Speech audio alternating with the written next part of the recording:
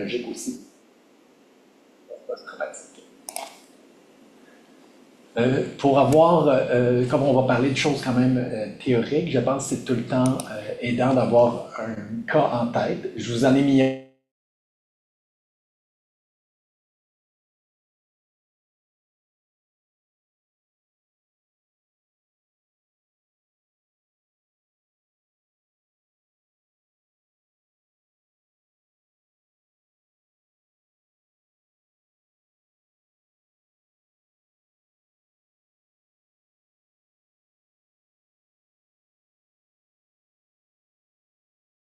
Dans le contexte où il a été attaqué récemment avec quelqu'un qui l'a menacé avec un couteau.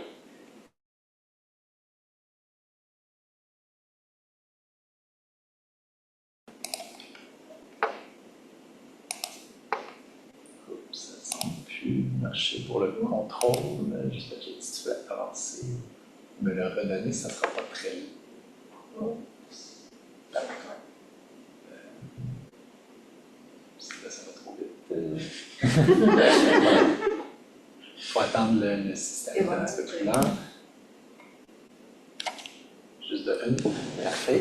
Donc, je vais dire à Jane pour changer, je pense que ça va être plus facile. Donc, un rappel des grandes familles de symptômes pour le trouble de stress post-traumatique. Premièrement, il faut être exposé à un trauma. Quand on parle de trauma, on parle de moments où notre vie est en danger, où on a un risque de blessure grave, où notre intégrité physique va être à risque, soit pour nous, soit pour des proches ou des personnes qui ont été témoins de ce traumatisme-là. Il y a des phénomènes de reviviscence qui peuvent prendre différentes formes. On peut penser aux cauchemars, aux souvenirs, aux flashbacks.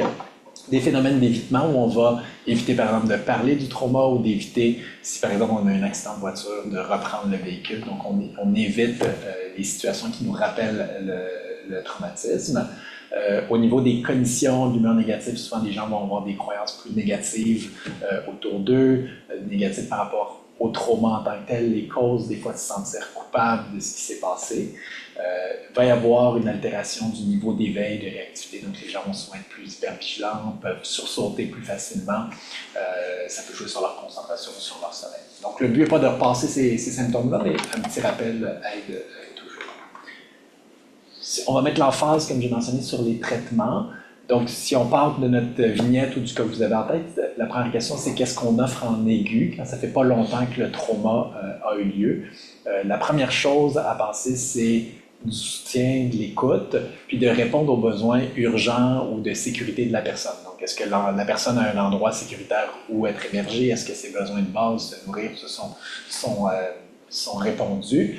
Et quand on parle de soutien et d'écoute, c'est que si la personne veut verbaliser sur le trauma, on va l'écouter, mais on ne va pas faire de débriefing d'emblée. Donc, de demander à la personne de décrire en détail ce qui s'est passé, de revenir sur cette situation-là. En fait, ça n'a soit pas d'impact sur le développement de troubles de stress post-traumatique, ou même ça peut peut-être augmenter le risque, parce que certaines personnes trouvent ça retraumatisant d'avoir à verbaliser en aigu comme ça là, sur le trouble. Donc, on ne force pas la personne à verbaliser, mais si elle souhaite le faire, on est en écoute et on est soufflant. En aigu, on va aussi éviter l'usage de benzodiazépines. Des fois, on souhaite là, aider la personne à dormir ou à passer au travers, mais les benzodiazépines ne préviennent pas l'apparition d'un trouble de stress post-traumatique. Puis on pense même que ça peut même des fois nuire à la digestion, au traitement là, de ce traumatisme-là. Puis ça peut peut-être contribuer, donc c'est contre-indiqué les benzodiazépines. Les antidépresseurs n'ont pas non plus d'effet sur la prévention de l'apparition de symptômes de troubles de stress post-traumatique, donc on ne les utilisera pas d'emblée, à moins bien sûr qu'il y ait d'autres comorbidités qui nécessitent un traitement. Donc ça, c'est pour en aigu. Ce qu'on va faire, c'est donner des informations sur les symptômes qu'il peut y avoir dans un trouble de stress post-traumatique. C'est quoi les symptômes à surveiller? C'est quoi qui peut survenir dans un trouble de stress aigu? On va explorer les comorbidités et on va s'assurer de suivre les symptômes, donc que la personne puisse voir quelqu'un qui va réévaluer les symptômes un mois après le trauma, dès que la personne a des petits symptômes, même s'ils sont légers suite au trauma aigu. Si on diagnostique un trouble de stress aigu, qui est donc des symptômes qui ressemblent aux troubles de stress post-traumatique, mais qui perdurent après 3 jours après le trauma et moins d'1 mois, on peut considérer une forme de psychothérapie centrée sur le trauma. Donc ça, c'est les données scientifiques. C'est sûr qu'en pratique, c'est souvent avec les délais d'attente, tout ça, un peu difficile à mettre en place, mais c'est le soutien qui pourrait être offert. Au niveau des traitements, donc il y a des principes de base pour le traitement qui peuvent être faits par tout le monde, même si on n'est pas psychothérapeute. Donc, on va offrir de l'information sur le trouble de stress post-traumatique.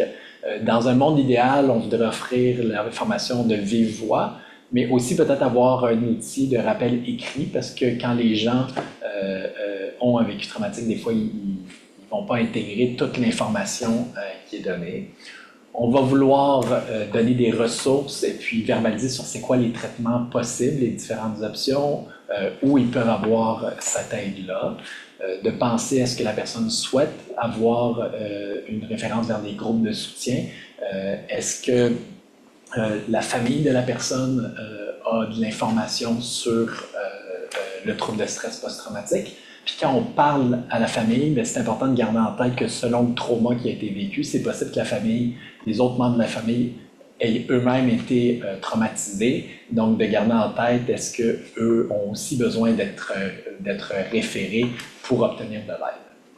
Quand on fait les rencontres avec des gens qui ont ou qu'on soupçonne avoir un trouble de stress post-traumatique, l'environnement est quand même assez important. C'est-à-dire que si quelqu'un a vécu un traumatisme, a tendance à sursauter, être plus à l'écoute, puis qu'on est dans un environnement très bruyant, bien, il y a beaucoup plus de chances que ça soit plus nuisible qu'aidant.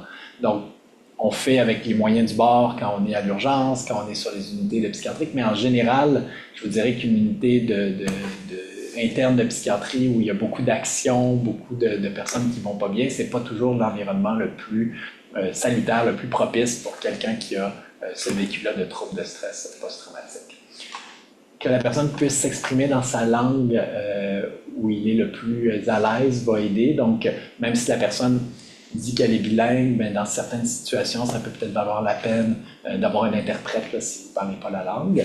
Puis d'aller rechercher un peu la signification culturelle du traumatisme, parce que les traumas peuvent être vécus de façon quand même très différente d'une culture à l'autre. En faisant toute cette portion-là de soutien, d'éducation psychologique, on va aussi garder en tête tout le temps les aspects de sécurité. Donc, des gens qui ont vécu un trouble de stress post-traumatique peuvent devenir suicidaires, peuvent avoir plus des idées, donc de s'en prendre à eux, mais peuvent aussi des fois devenir agressifs. On peut penser à quelqu'un qui aurait eu un trauma lors d'une guerre et puis qui se revit un peu ces phénomènes-là, bien, peut penser devoir se défendre, et puis surtout s'il y a un entraînement militaire, bien, ça peut devenir dangereux à ce moment-là. Donc, de s'assurer d'avoir un plan pour assurer la sécurité de la personne et des autres. Quand on discute des choix de traitement, bien, on va parler du type de traitement, de leur durée, mais aussi, notamment pour ce qui est de la psychothérapie là, centrée sur les traumas, de la possibilité que ce traitement-là exacerbe temporairement certains symptômes de troubles de stress post-traumatique, puis de s'assurer que la personne sait dans quoi elle s'embarque si elle souhaite ce type de trouble de stress post-traumatique et qu'elle ait un environnement qui lui permet cette exposition-là. On va repasser dans les prochaines slides plus spécifiquement qu'est-ce que ça inclut là, justement des thérapies centrées sur les traumas. L'engagement est assez important, donc pour faire ce type de thérapie qui est quand même exigeant, il faut que la personne soit en mesure de venir aux rencontres. Et puis, on sait que par définition, les gens ont tendance à éviter de reparler du trauma. Donc, si on fait une psychothérapie centrée sur le trauma, il faut avoir cette discussion-là à l'avance pour que la personne soit consciente de ça, puis peut-être l'aider à avoir des stratégies pour augmenter le niveau d'engagement. Comme on sait que les gens peuvent des fois éviter ce type de situation-là, bien, c'est des fois des patients, si on commence un processus de suivi ou de psychothérapie, qu'il faut relancer un petit peu plus, que s'il manque un rendez-vous, on va peut-être plus rapidement appeler pour savoir ce qui s'est passé, comment est-ce qu'on peut les soutenir dans la présence au prochain rendez-vous. De respecter les préférences de la personne, donc on va détailler les traitements pharmacologiques, psychothérapeutiques, mais ce que la personne souhaite avoir devrait avoir un rôle important dans le choix. et dans la mesure du possible, d'essayer d'avoir une certaine flexibilité pour soutenir justement le patient dans son engagement. Quand on regarde les guides de pratique, les recommandations pour le trouble de stress post-traumatique, il y en a quand même une panoplie. Donc, je vous en ai mis quelques-uns, le guide canadien, le guide d'Angleterre du NICE, il y a un guide de l'Association mondiale de la santé, il y a un guide américain. Il y a même certains articles qui font une revue des différents guides. Donc, on ne les passera pas tous en détail, mais je vous ai ressorti les grandes lignes. D'un guide de pratique à l'autre, peut y avoir quelques nuances, mais je pense que les grandes lignes que je vous mentionne là se retrouvent dans la majorité de ces guides de pratique. Donc, en général, dans le choix des traitements, il y a plus de données scientifiques pour les psychothérapies par rapport à la médication et pour la psychothérapie centrée sur le trauma par rapport aux autres types de psychothérapie. Les données sont quand même limitées pour les thérapies non centrées sur le trauma, dont on va discuter également. Puis normalement, la pharmacothérapie devrait être gardée pour les patients qui ont une réponse insuffisante à la psychothérapie ou si la psychothérapie est non souhaitée ou non possible. Dans la réalité, souvent, c'est que l'accès à la psychothérapie prend quand même un certain temps, ce qui fait que les gens vont se retrouver avec un traitement en pharmacothérapie en première intention, mais c'est bon de savoir qu'au niveau de données, le traitement favorisé en premier.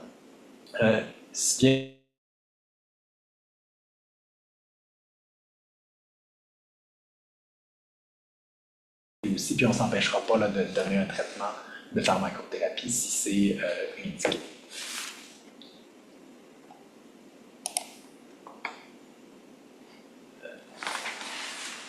Quand on parle de thérapie centrée sur le trauma, ça inclut deux grandes familles de psychothérapie. Donc, ça inclut les thérapies cognitivo-comportementales centrées sur le trauma et le MDR. Le MDR, on va en reparler dans une slide un petit peu plus tard. Quand on parle des thérapies centrées, des thérapies cognitivo-comportementales, il y a différents types qui sont tous d'inspiration TCC. Donc, il y a le Prolonged Exposure Therapy, que je n'ai pas osé traduire, mais donc une thérapie où l'exposition aux mémoires, aux souvenirs traumatiques est à l'avant-plan. Donc, par exemple, on va demander aux gens de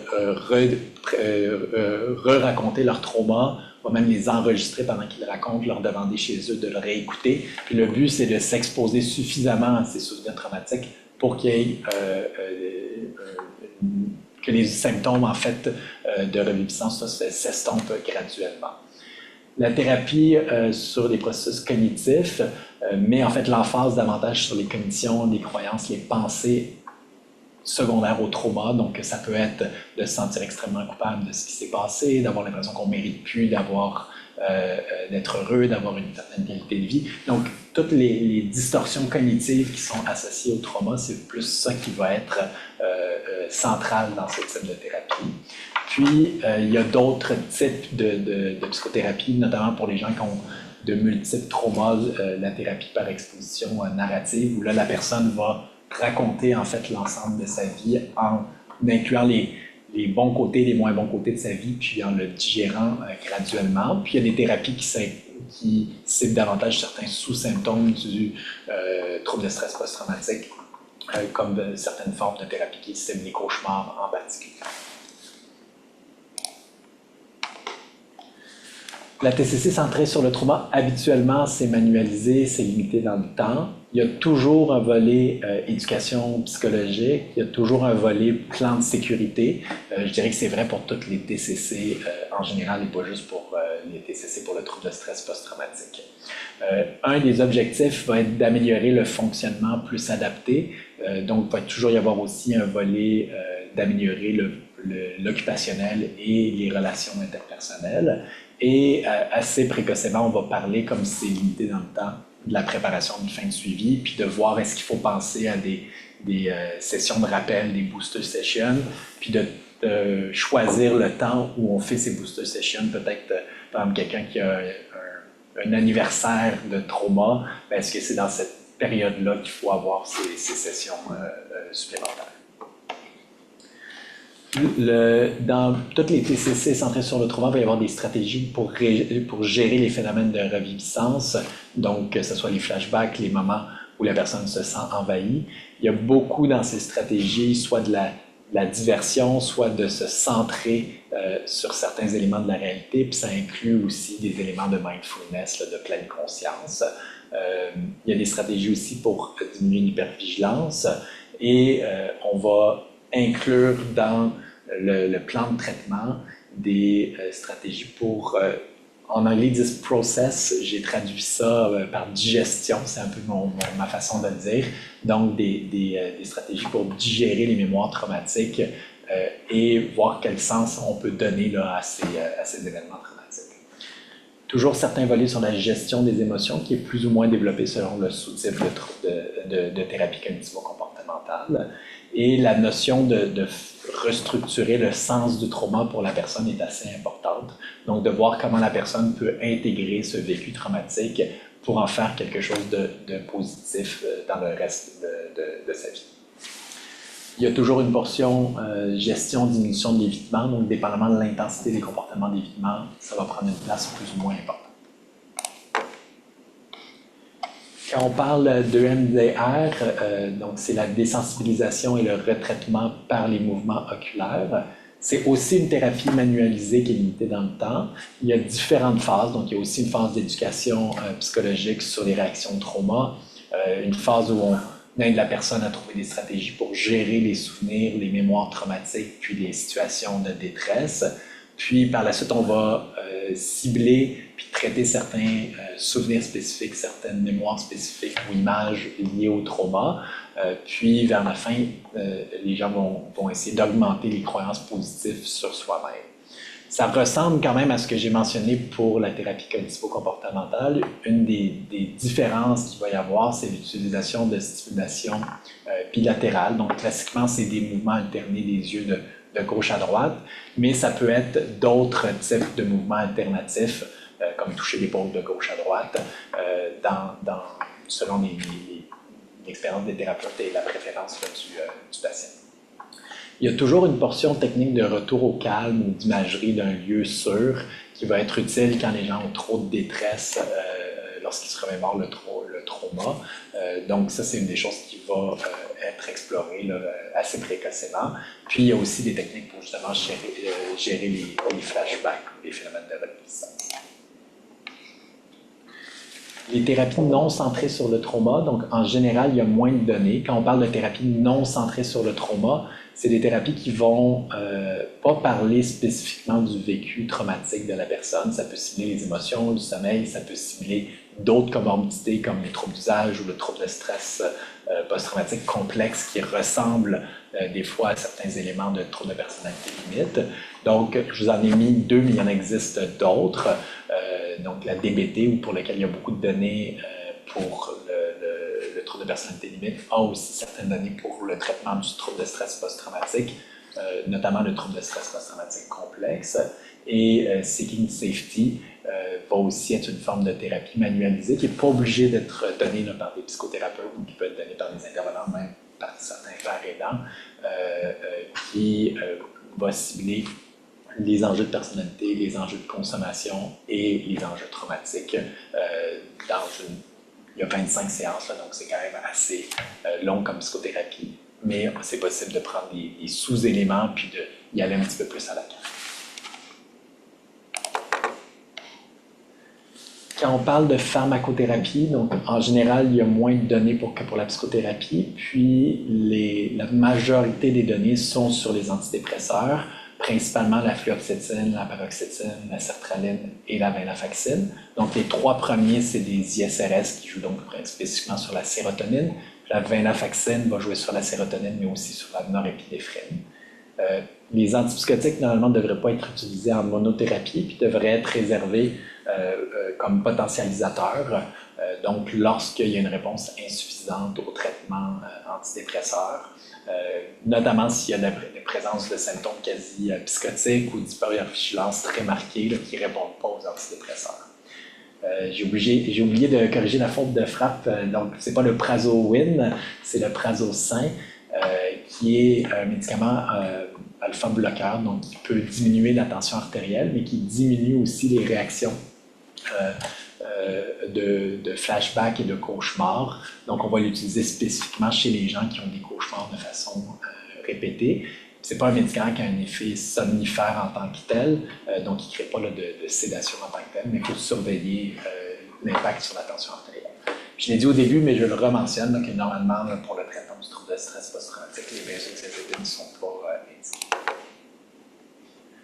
Je vous ai mis le tableau là, des recommandations canadiennes, mais qui est un peu plus complexe que ce que je vous ai mentionné là, pour ceux qui le souhaitent aller un peu plus dans le détail. Mais en gros, je vous dirais la façon plus facile de se rappeler, c'est les 4 antidépresseurs que j'ai mentionnés, puis en potentialisation par moment de certains antipsychotiques. Un petit rappel pour le trouble de stress post-traumatique et les troubles d'usage. Donc, c'est quand même très fréquent comme comorbidité. Donc, presque plus que 50% des patients qui ont un trouble de stress post-traumatique vont aussi avoir un trouble d'usage. Puis quand on prend les patients qui ont un trouble d'usage, il y a plus de 10% qui ont un trouble de stress post-traumatique. Puis malgré le fait que cette comorbidité soit quand même fréquente, il y a encore relativement peu d'études sur ça serait quoi les meilleures approches. Ce qui est important de garder en tête, c'est que quand on compare un traitement, que ce soit un traitement qui vise spécifiquement le trouble d'usage, un traitement qui vise spécifiquement le trouble de stress post-traumatique, que ce soit une thérapie centrée sur le trauma ou une thérapie non centrée sur le trauma, chacune de ces approches-là va être supérieure au groupe contrôle. Donc, c'est mieux d'offrir quelque chose qui cible un des 2 troubles que de ne rien offrir du tout. Pour la médication, on a peu de données aussi là, sur les options optimales. Donc, on est un peu pris à utiliser les données de chacun des troubles de façon individuelle, mais on a assez peu de données là, sur s'il y a certaines synergies qui peuvent être faites. Puis en termes de conclusion, pour vous aider un peu dans les pistes de réflexion, gardez en tête, même si la psychothérapie normalement devrait être le premier traitement offert, l'accessibilité n'est pas toujours évidente. Ce n'est pas tous les patients qui sont capables de tolérer la détresse liée avec l'exposition, ou il y a beaucoup de gens qui vont avoir la difficulté de s'impliquer de façon régulière dans le côté psychothérapeutique. L'importance de l'environnement, donc certaines approches qui visent à stabiliser l'environnement vont être quand même très importantes, avoir un environnement sécuritaire.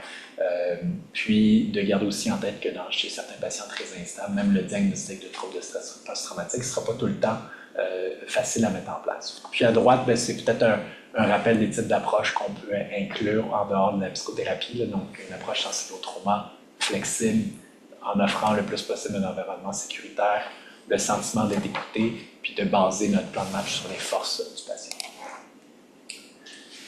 Donc, avec ce rappel-là, moi, je vous invite de prendre quelques minutes après la séance là, pour vous rappeler du cas auquel vous avez pensé, puis de voir dans ce que vous avez appris, est-ce qu'il y a des petites choses que vous changeriez là, dans votre prise en charge. Puis je vais m'arrêter là-dessus, puis repasser la parole à ma collègue.